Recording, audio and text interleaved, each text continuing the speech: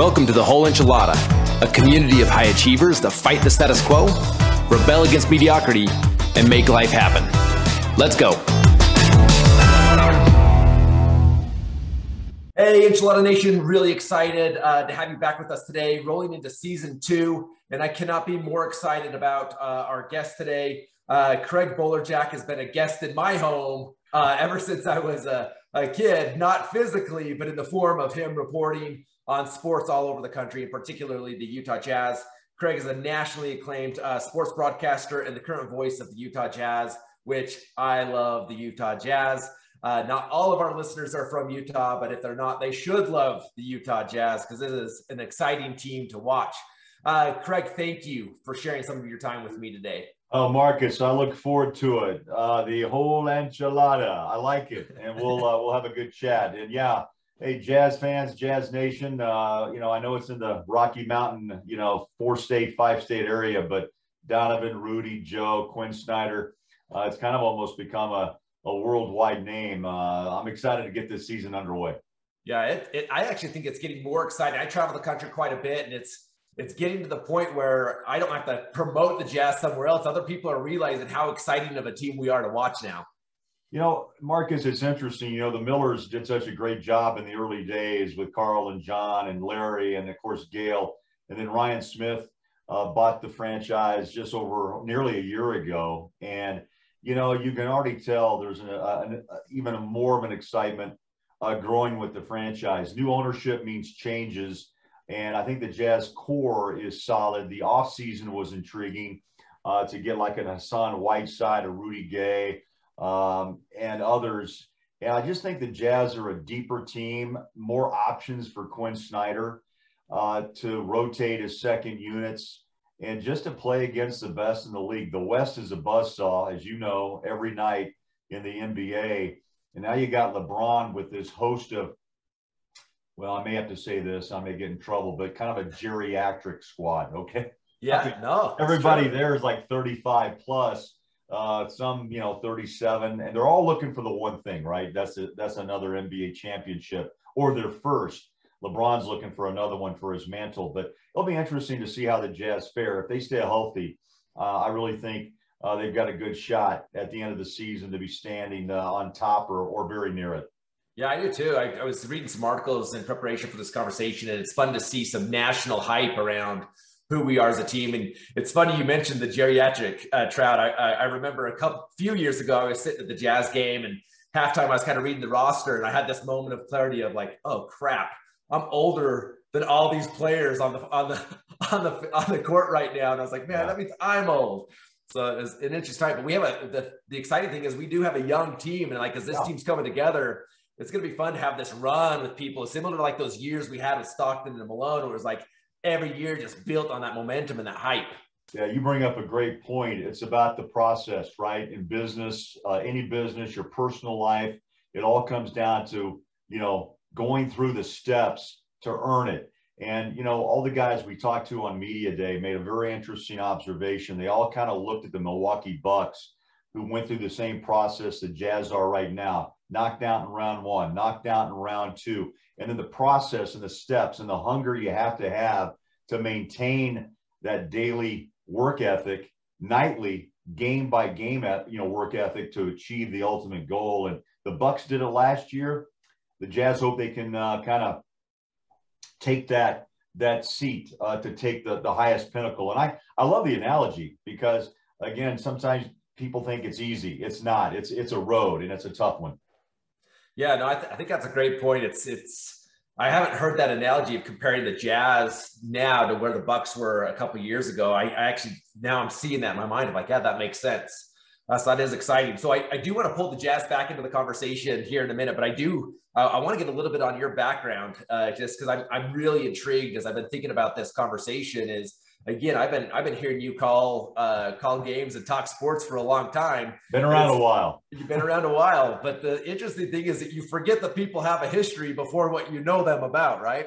Right. And so it's interesting to do a little bit of research and learn that in my mind, because I'm from Utah, I see you on TV in Utah. I think he must be a Utah man.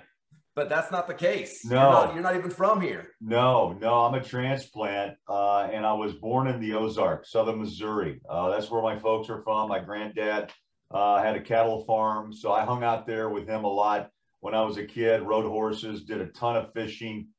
It was kind of the simple life. Andy Griffith is one of my favorite comedy shows, so Yeah. I kind of relate to that a little bit.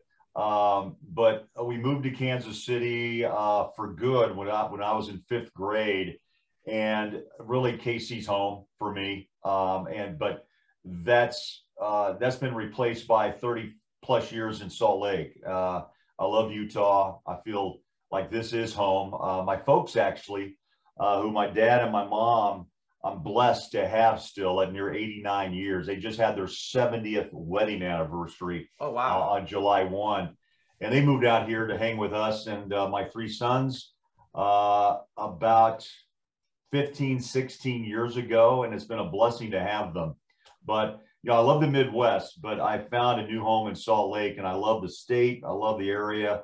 It's like a geological wonder, Marcus, as you know. Yeah. Everywhere you look, there's something incredible to see or to experience. So yeah, it was an interesting road to get here. I was working out of college at Kansas State in Topeka. Then I went to Wichita. I did weekend and 6 and 10 o'clock sports. And then I was luckily, as Marcus, as you know, some luck in life, right? In your business world, someone happened to see a broadcast I was doing that was from Salt Lake at Channel 5, KSL Television. Invited me to come out for an interview. They wanted to expand their sports staff. And so I came. Paul James, a legend, himself with BYU football on the radio, and Jim Nance, who we're still very good friends, a former CBS colleague. For me, I went 13 years after he went. He's still there. And here I am with the Utah Jazz. So you never know what path or what road you take. And when I came to Salt Lake, I thought I'd be here maybe a year or two and maybe go back to Kansas City and work. But I met my wife here. My 3 sons were born here in Salt Lake. And here I am talking to you. Yeah, that's awesome. I love it. And I love to hear you love Utah, because Utah loves you right back. Thank you. I'm curious, I don't know if how you answer this question, but what came first, your passion and love for journalism and broadcasting, or your passion for sports? Marcus, sports first, and then I was able to blend the two. And that's really, I'm very fortunate in that regard. Ever since I was a kid, I remember the old days of pickup games. I had a bunch of buddies in the neighborhood and we had a lot, it sounds like a television or a movie script, but it's true. We had this big open lot, and we used it for football, baseball. I mean, anything we could do to stay outside. Back in those days, no phones, right? No, PlayStation games. Yeah. We had to entertain ourselves. And, what I always remember was when it was time to come home, my mom would go outside and just honk the horn. And I could hear it all through the neighborhood in Kansas City. We lived in a suburb called Shawnee, Kansas, just outside Kansas City. So I'd always listen for the honk of the horn, knowing it was time to come in. And so that's kind of how we did things back in those days. Built forts, and it was kind of that old-fashioned way of growing up. Obviously, I'm aging myself, but that's okay. I mean, we had a good time. Sports was something I just was so into, with no one telling me, hey, go play sports. It just was something that I guess I was born with. My dad played college at Missouri for a year before he got drafted during the Korean War. And my brother ran track, was a swimmer. And so when high school and junior high and high school came around, I just dove head first, and then had a chance to walk on at Kansas State. I had a knee injury. Here I'm getting into the typical woe is me part of my life, but sports was such a big part. I never really took the educational part of it as serious as I should. Mm-hmm. And then when I went to Kansas State, football ends, and then you have to get serious. And a friend of my brother's, to make a long story short, introduced me to the broadcast journalism world. And at that time, Marcus, I kind of figured out that I could do both. I could stay interacted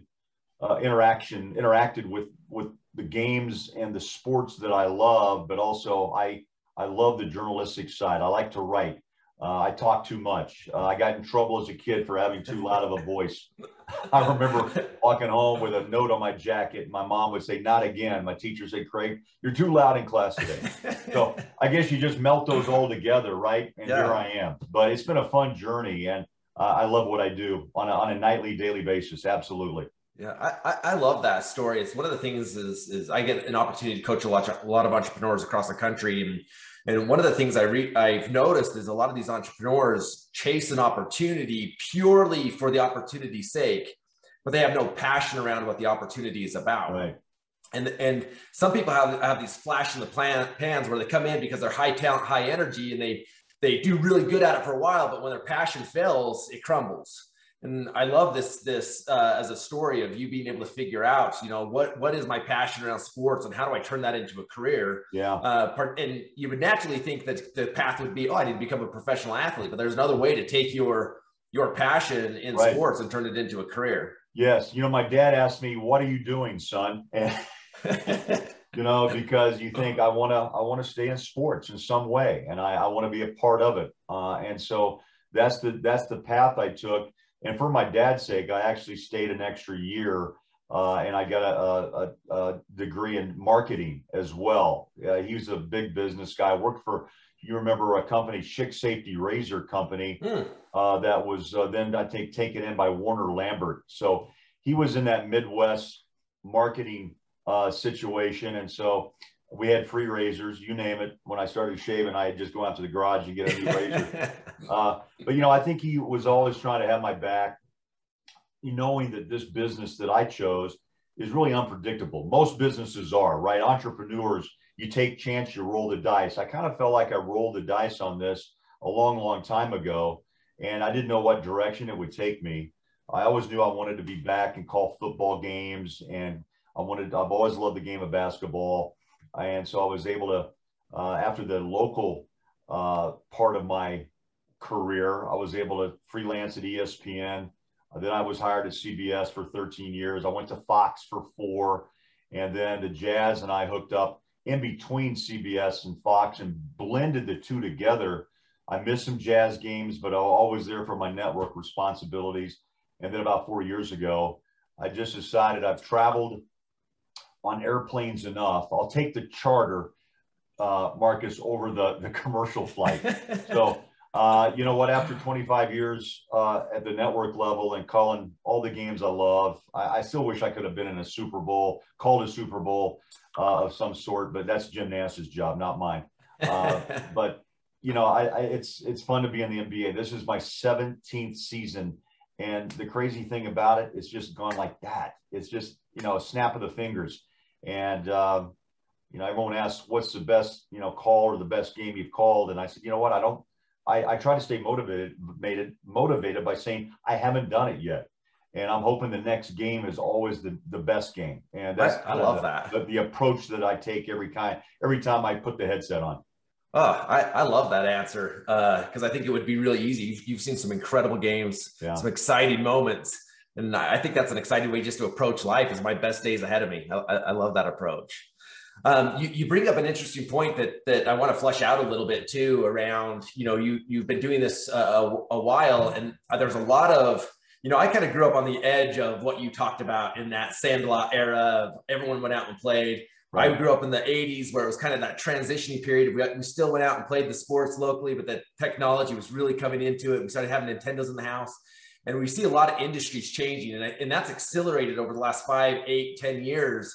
There's a lot of industries just accelerating and changing the way they're being done. I mean, a perfect example of this is who grabs taxi cabs anymore when you can just get an Uber or a Lyft, and things are changing in ways that we never anticipated they would have changed. And that's true for the way the consumer, the general public, can get their information now, right? It used to be in journalism and broadcasting, people would tune into the local news or read the paper, and that's how they got their news. And that's been a huge transition in your world. I'm just curious to get your take on how you've adopted, or you've seen people adopt to survive in that change in journalism and reporting world. Oh, Marcus, great question. It's amazing. I got to hold this up, right? It's my iPhone, and this changed really the world. I mean, It really has. I remember that when I was in college, they would say, I think I walked into a room where they had a computer that we had to do our computer stats class in. And it was the size of a large bedroom, to house it all. And now it's been compacted into this. Yeah. And, I got to be honest, this has changed not only news, the way that we digest it, how often we can actually look at our phones and get updates, alerts. And when I grew up, and you make a great point, the cusp, you were on the cusp. But I remember everything stopped in our house at 5:30 for Walter Cronkite and then Dan Rather, right? Yeah. And the news, it was something that we had to know. What happened today? Yeah. And then the local news at 6 o'clock, and then the 10 o'clock was big. When I first started in the business, that was it. And the consumer obviously turned into their favorite channel. They wanted to have people they trusted, whether it was news, weather, and or sports. And that's the category I kind of fell into. And I started to understand that you had to connect on a nightly basis with the people and draw and gain their trust. And, we learned that in college, but you don't learn it until you actually are doing it as a professional and understand what you go through to make sure you enable that and have a one-on-one. I always try to think, you and I are speaking now. I always looked at the camera in the studios as me talking to you or me talking to my folks or my best buddy. I didn't try to freak out too much thinking that there's multiple people out there you're trying to connect to. I try to really just do a one-on-one connection. And I think it helped me. I never felt panicked. And it gave me kind of comfort myself that it was just one-on-one convo that I was communicating what happened that night. I love to write. I was able to ad lib through highlights and all those things.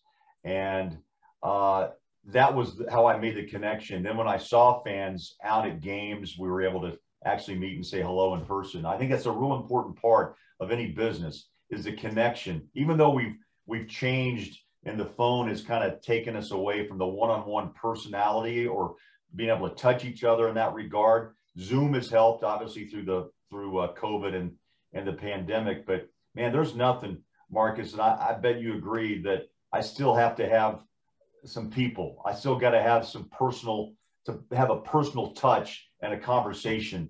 And I think that's really a big part of what I do and what you do.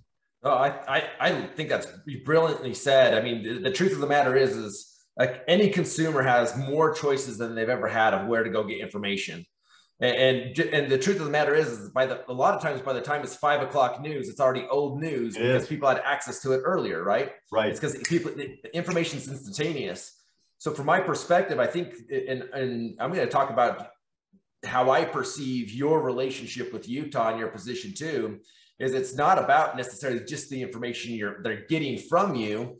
It's exactly what you were saying is I feel like a lot of us feel like we have a relationship with you. I started this conversation by saying, hey, he's been a guest in my home and you've actually never physically been in my home, right? I love this idea of the connection, the relationship. I love that you brought up the word trust. In my opinion, it's the storytelling. You help tell the story of the game that's unfolding. Even if I've seen it with my eyes, to hear the way you're telling it helps unfold the story in a different way. And it is that relationship piece. I think that's brilliant. Yeah, I really enjoy people. I think that's where success hopefully helps generate success by stepping outside the box a little bit. I think in television, and maybe Marcus too, you probably know some people in business who feel as though they've gone to a level where the personal touch isn't needed or necessary. And in broadcasting, there's kind of a misnomer, in my opinion, by some who feel like, well, they're just in that box and that's who they are. That's their personality. That's where they live. In reality, I said, no, I'm not going to be trapped inside the box because I have a life. I have a family. I go out to the store. I talk to people in every arena and I like that. I like the interaction. Now, some people I worked with didn't, and they would hide. And I thought, what a waste. And for me, it was just, I think, something that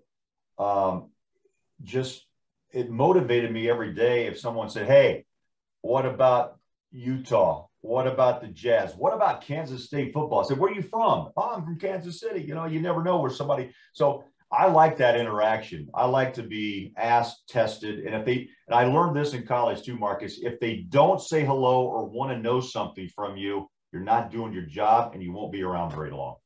Oh my gosh, I think that's so true for business in general, right? Right. Is we think, oh, when they need me, they'll call me. Yeah. I've already secured the relationship. Well, think about if I treated my kids that way. Like I had these kids, I put food on the table, so I've already secured that relationship. Well, if I don't do my job to nurture that relationship along, at some point those kids are going to leave the house, and they probably won't be able to leave fast enough. We forget the relationship.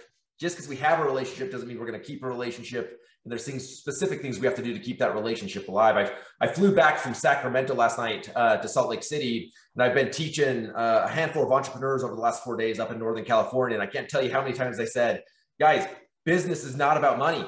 It's not about money. It's not about the number of transactions. It's about people. Yes. It's about people. And some people it clicked for, and they're like, yes. And some people are like, this guy doesn't know what he's talking about. I want more money. How do I make this happen? Yeah. So it just resonates on a business level, what you're saying. Marcus, you're spot on. I mean, I think you and I I felt connected the minute I spoke with you earlier. I like that approach. I mean, I know guys who think that really the whole idea of life is to make a lot of money.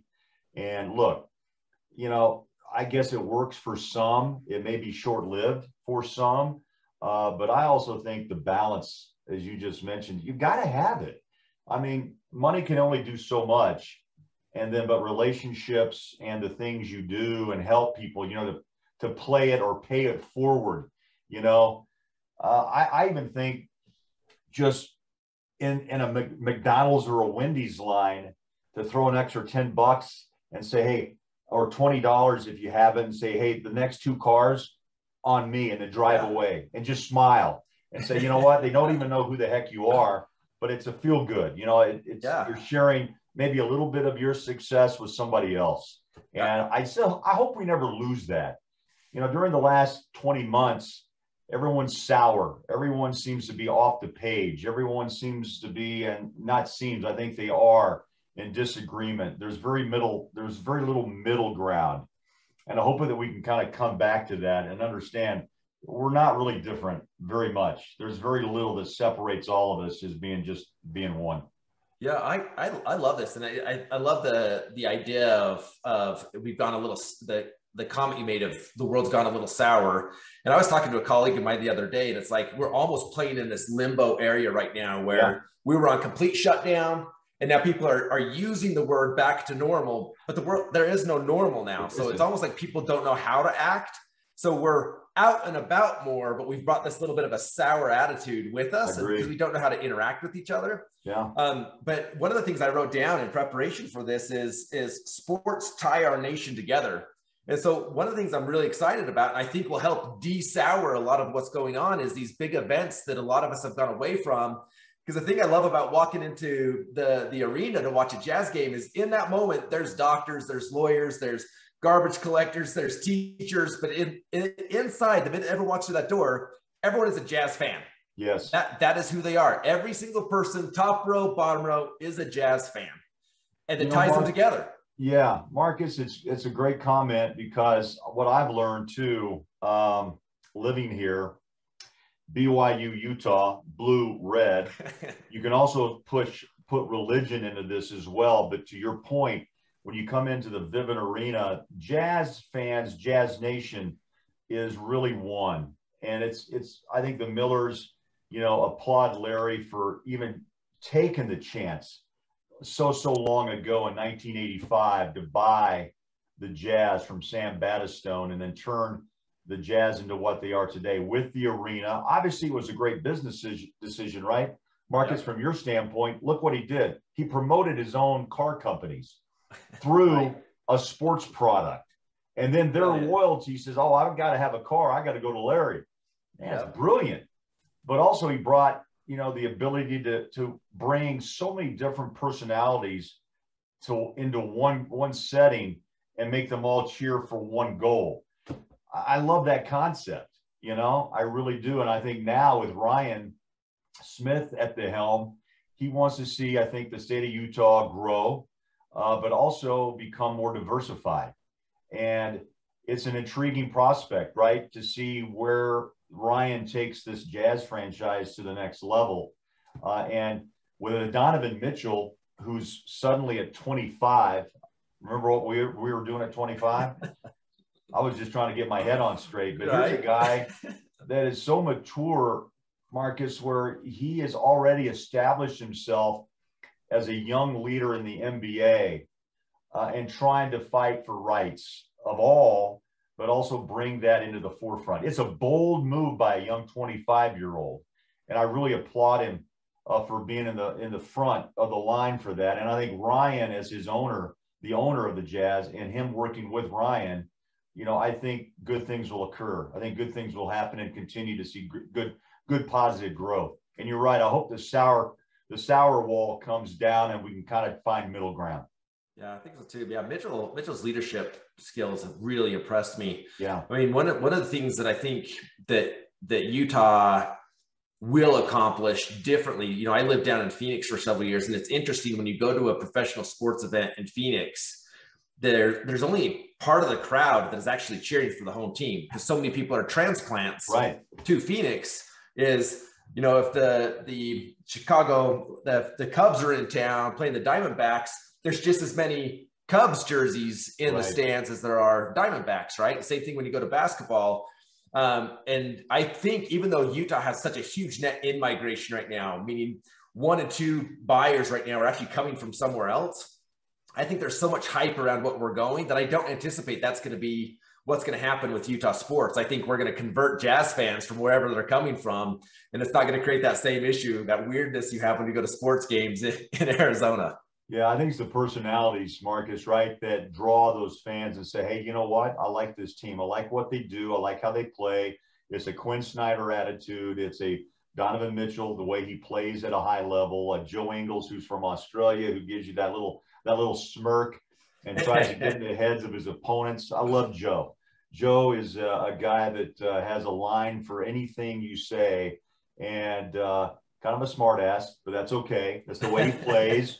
And may have to edit that, but still, it's kind of the truth. But, you know, it's interesting to see that.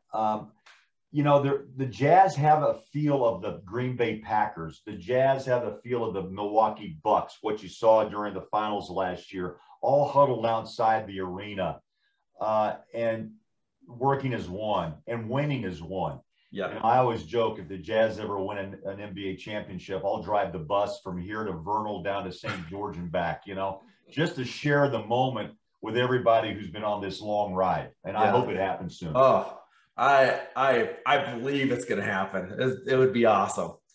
So another question I wanted to ask you is, you know, all of us see you for moments or hear you for moments at a time, right? Right. We will hear you for a full Jazz game, or we'll hear you on Sports Beat for a few minutes, where we get these little snippets. But I'm curious about the amount of time and energy that you actually put into the pregame study, the kind of the download after, because I'm sure that's when we see you is just such a fraction of what effort you put into your craft. Yeah. You know, that's very nice of you to ask. A lot of people always say, what do you do? Just show up 5 minutes before tip off and go. No, there's a lot of work. I work all year long. I keep files. I think my sons would, you know, they've been in my office so much and go, Dad, how do you even keep track of this stuff? But I just have little areas on my desk that I just keep track of: college, NFL, NBA, obviously now more than ever. And if I can I share with you just, I'm going to show you. I'm going to dig this out. This was my game card. This is kind of how I prepped. I'm going to hold this up. Yep. If you don't mind, Marcus. Yep, and describe it to us too. So, because a lot of our people are going to be listening to it. So describe it to us as well. Well, what this is my card. And if people see it or listen to this, is that it's built the way I wanted to build it by quarters. This column here is kind of my nugget note column. This is numbers and names and height and weight and how many years they've been in the NBA, notes about the Jazz. And then down here, of course, is the opponent, which was the Dallas Mavericks, Porzingis, Luka Doncic, all these guys, and their new head coach, Jason Kidd. So this is what I have with me and I work on in between each game. on the plane or in my hotel room or here in my office. And this is really what is everything that I work on all week and during the off season as we start this preseason run before the regular season starts. That card, I've saved every one. I have boxes over here that I can go back and review from 10 years ago if needed. LeBron James. You know, I've got Kobe Bryant's last game. I was honored to call his last game and was devastated when I got the news that morning that he passed away. I don't take pictures with athletes. The only picture I have, honestly, there's two, Karl Malone and Kobe Bryant. He came up to our table the last game and said, "Hey guys, what's up? You want a picture?" And we're like, "Whoa, Kobe. I mean, you got time? I got time. In 2 hours, I'm retired." Cool. So, and Jack Nicholson was over to our left the entire night at Staples Center. And he just kept looking at us. And this is my bad Jack impersonation. But, "Hey, boys, Kobe's going to go off on you tonight." And, he just kept laughing the whole night. Remember, Marcus, he scored 60 on the Jazz. So we kept looking over this way. And Jack was smiling, kind of like that Joker smile from the movie. I thought, this is craziest thing. I felt like I was in a movie that Spielberg was around somewhere, directing this thing, and Kobe goes off for 60. And I remember just standing there as the confetti fell, and I thought, wow, take this in, because this doesn't happen. It just happens once a generation, right? And, those are things I think that, again, continue to motivate me in what I do. And I got off topic, but I just, the preparation is the fun part. Sometimes I get a little bored because I've seen the Dallas Mavericks 3 times in a week or 2 weeks, just depending on the NBA schedule. But preparation, for everyone listening, it's number one. And anything you do, and I tell my sons the same thing when they were in school, you got to prep. You can't go out there and try to, let's just say, control your teachers with a smile or, well, I'll get it tomorrow. No, it's in television, especially, it's now, it's live. There is no makeovers or do-overs. And that's the other part I think is addicting for me, is I like that challenge of making sure I deliver the best I can, because the fans deserve it every night. That is awesome. I appreciate you showing that. And anyone that's listening to this while you're driving, I encourage you to go pull up the YouTube channel so you can see what Craig showed us there. That actually makes me excited that you looked at that. One of my favorite coaches of all time taught me a great front conversation eliminates any back conversation, which is really all about you should spend more time in preparation than actual performance, which I see there with the notes you took. That I resonate with that. The scribbles, the draws, the connections. Some people look at that and think it looks chaotic. And for me, I'm like, this is my guy. He thinks like I do. Yeah. People go, "How do you read that?" And I say, well, it's in code. It's in my handwriting. And people go, "Why don't you just put it on the computer?" And, my mind works, Marcus, and maybe yours and other of your listeners, is that print makes an impression in so my recall is better when I write it and do it myself. The computer world is great for some things, but I use colors, ink, felt tip pens, and both basically yellow, blues, and greens. And those are the ones that trigger my thoughts and my memory. And, I think everybody has to find their way and what is the best way they prepare and how they recall. And then when you find that, it took me a while to really find my way or my style. I still work on that style all the time, even after all these years in the business. You can't become stagnant. So you always try to upgrade yourself as best you can. Yeah. And this helps me every night. Yeah, I love that. And the fact that you've saved every one from every game you've done, that is a treasure for the Utah Jazz. So I imagine someday you can auction that off for a pretty penny. Just the idea of that journal entry is awesome. My wife says, why is all this here? Can we please move it? I said, no, it's in these crates, and I can always go back and use them if I need to. And to me, it's almost like, a safety net, right? Where I can go back and recall if somebody has a question like, "Hey, what was that? What year?" And I've got all that stuff there. So how cool is that? It makes me feel comfortable, I guess, is the word. Yeah, that is too awesome.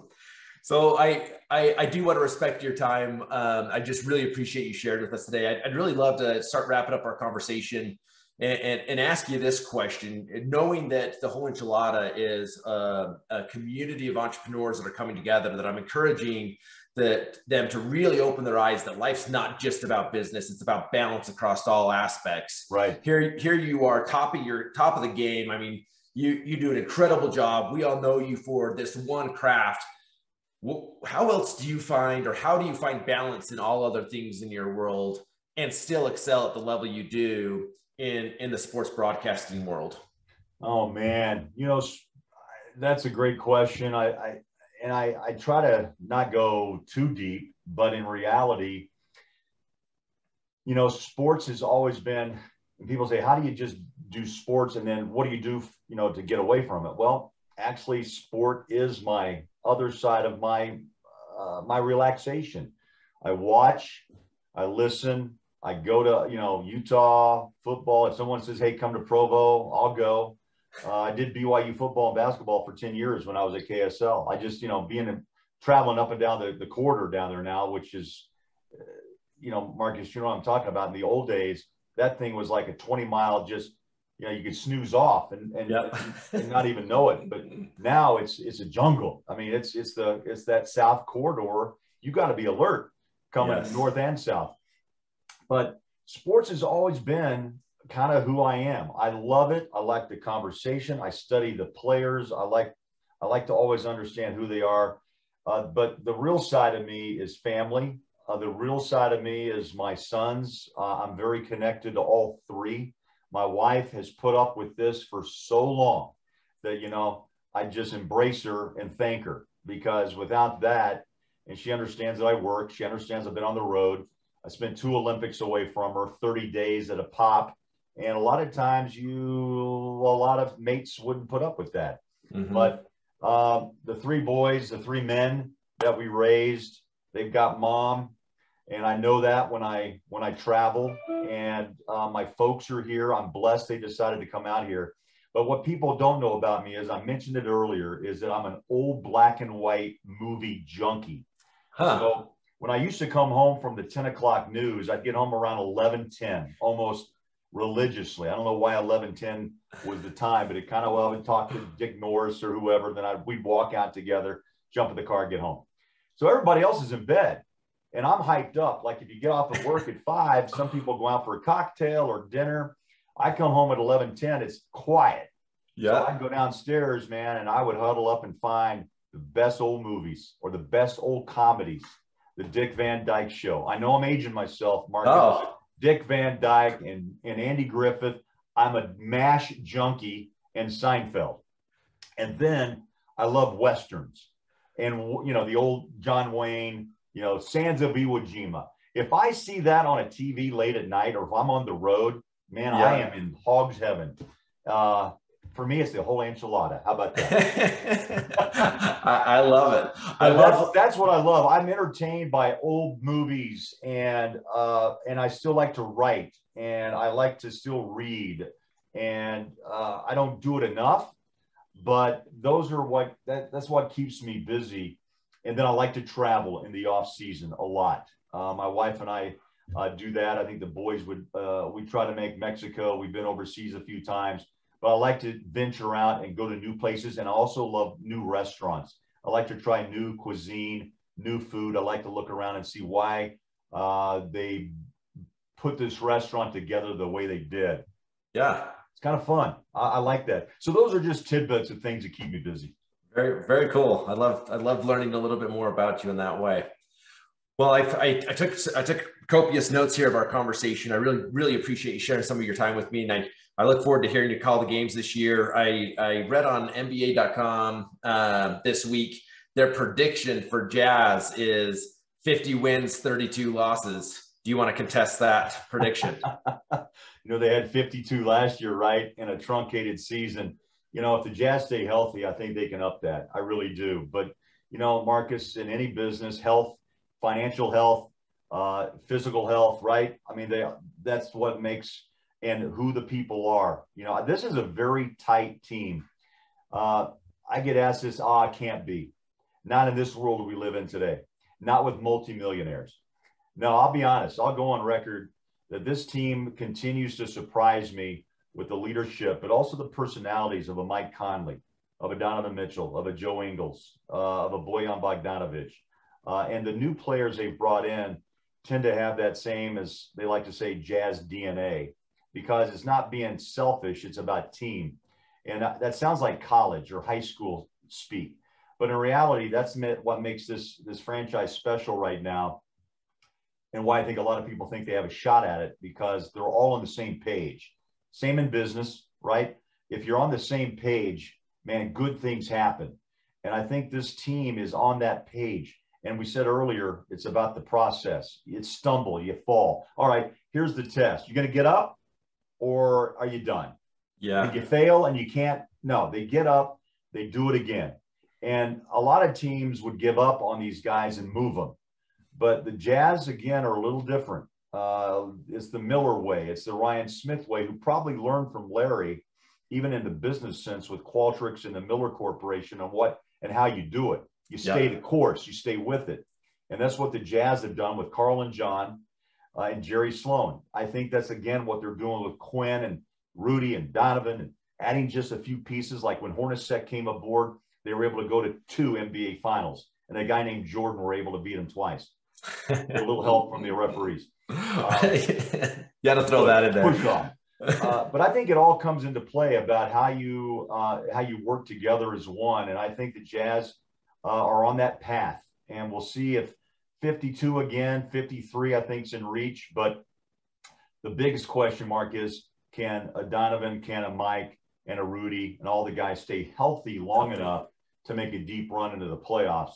I know everyone's been talking to me about, God, what if against the Clippers? Because Donovan ankle wasn't the same. Mike had the hamstring, and we could live in the what ifs, but you have to live right now of where we're going. And I think the Jazz have pushed what was behind them, Marcus, and I think they are looking clearly directly ahead. And that, for me, from my standpoint, after coming off this last road trip, I really felt that they learned from it, and now they just want to move forward and improve and hopefully deliver what their goal is, not only for themselves, but for the state, and that's an NBA championship.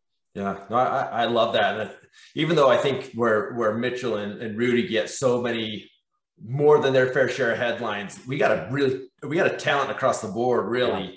And they also have the experience of playing with each other. I think, you go from potential talent to emerging talent to proven talent. I think all those guys together are just crossing the threshold from emerging talent to proving talent together, which the power of all of them doing it similarly at the same time of growing that way is going to be pretty powerful. Granted, they all stay healthy, right? Yeah. Keep an eye on Jared Butler, the kid from Baylor who won an NCAA championship. He's played well. He's gone through his own personal health issues. But man, he told us, I only know one way. And I said, what is that? He goes, win. I go, wow, I like this guy. To have that attitude, Marcus, at that age, not cocky, mind you, but he won at every level. And he goes, why not here? And we all said, why not? Right. And you've got really good people around you to help you to achieve that. And I'm sure they're going to embrace that attitude as well. Love it. Love it. Any last comments to our listeners? Hey, thanks so much, Marcus, for your time. Love talking to your fan base and the entrepreneurs that are out there. There's many. Utah seems to breed many. There's been a lot of successes. I would say keep the fight, and keep prepping every day. And don't forget the personal touch, right? And that's what the Whole Enchilada is about, right? Yeah, that is exactly right. Well, appreciate your time. Go Jazz. Appreciate all you do. And we'll see you on the court. All right, Marcus. Thanks. Go Jazz.